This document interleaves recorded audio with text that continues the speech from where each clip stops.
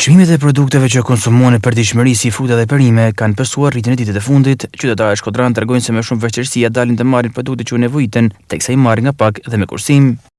Janë shtrejt? Shumë. A janë Pensionet i kemë ka 100.000 lekë, këta janë shtrejt në kull. Për zotin. Si ja bani për me kur doni me ble diçka? Sa me bëhë, pak bot.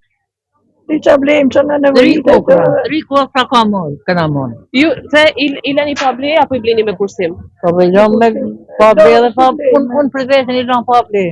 Dedi ku po. A janë përballueshme për një familje shkodrane me që me jetu si duhet?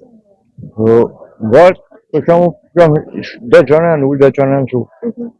Për shkua që për 17 kg krapit. Që me kanë të përngë një shtinit. A duket shtrajta çmime? Shtrajta bolë sa janë, ka të drejten. Që e del për me ble një ata që të nevojiten? Që e ble, si sa, një ashtu që të mundën, që kënë ble.